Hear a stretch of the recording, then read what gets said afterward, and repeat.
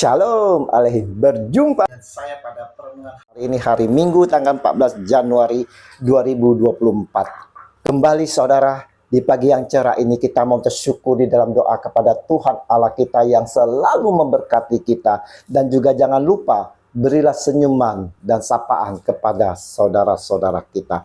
Kita awali perenungan pagi hari ini dengan tanda kemenangan kita. Dalam nama Bapa dan Putra dan Roh Kudus. Amin. Mengikuti dia untuk menjadi saksi-saksinya.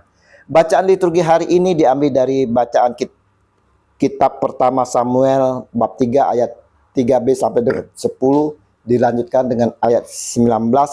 Bacaan kedua 1 Korintus 6 ayat 13c sampai dengan 15a, dan Injil Yohanes 1 ayat 35 sampai dengan 42. Saudara-saudaraku yang terkasih di dalam kasih Kristus, kalau Injil kemarin saudara mengajak kita semua untuk mengikuti Yesus dan bertobat. Nah, Injil hari ini setelah Yohanes Pembaptis berseru, dan ketika ia melihat Yesus lewat, ia berkata, "Lihatlah anak domba Allah." Yohanes 1 ayat 36. Kedua murid yang mendengar apa yang dikatakannya itu, lalu mereka pergi mengikuti Yesus. Yohanes 1 ayat 37. Kemudian mereka pun tinggal bersama Yesus.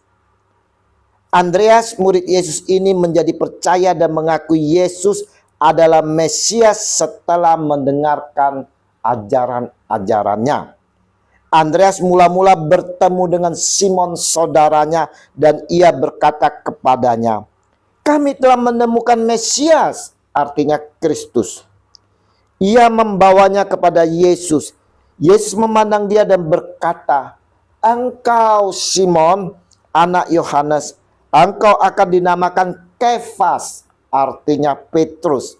Yohanes 1 ayat 41 sampai dengan 42.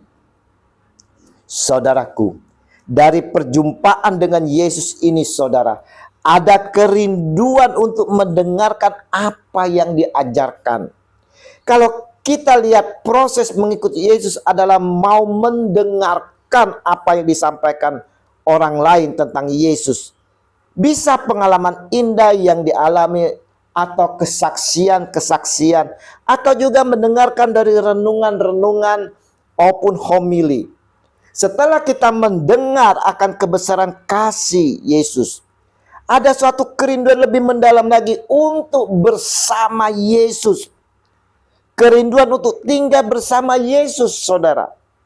Dengan tinggal bersama Kristus, kita akan selalu mendengarkan ajarannya, mengalami lebih dalam lagi akan kasih-Nya, sehingga diri kita semakin percaya akan Dia. Kita seharusnya tidak berhenti sampai di situ, saudara. Kita pun mau melakukan tindakan kasih yang telah Yesus tunjukkan kepada kita. Inilah yang namanya tindakan iman. Melakukan apa yang Yesus lakukan. Dan ternyata mengikuti Yesus juga tidak berhenti di situ. Kita pun diminta untuk menjadi terang dan garam bagi sesama kita.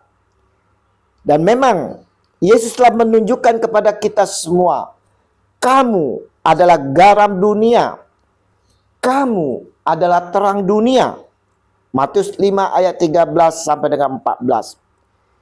Kita mau menjadi teladan Kristus di tengah-tengah masyarakat, saudara, dengan menjadi terang dan garam.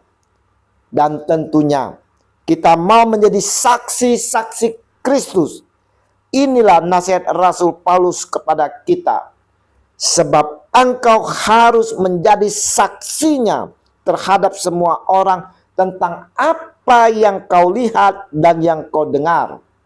Kisah Para Rasul 22 ayat 15. Dan kata Yesus, "Tetapi kamu juga harus bersaksi, karena kamu dari semula bersama-sama dengan aku." Yohanes 15 ayat 27. Allah Bapa melalui Nabi Yesaya pun bersabda, kamu inilah saksi-saksiku, demikianlah firman Tuhan, dan hambaku yang telah kupilih, supaya kamu tahu dan percaya kepadaku dan mengerti bahwa aku tetap Dia. Sebelum aku tidak ada Allah dibentuk, dan sesudah aku tidak akan ada lagi. Yesaya 43 ayat 10. Saudaraku yang terkasih, mengikuti Dia, saudara, berarti kita mau mengikuti jalannya, saudara. Kita mau melakukan apa yang Dia lakukan dan mau menerima perutusan yang telah diberikan kepada kita untuk menjadi saksi-saksinya. Maka dari itu, saudaraku yang terkasih, ikutilah Dia, karena Dia, Yesus Tuhan, telah mengajak kita, ikutilah aku.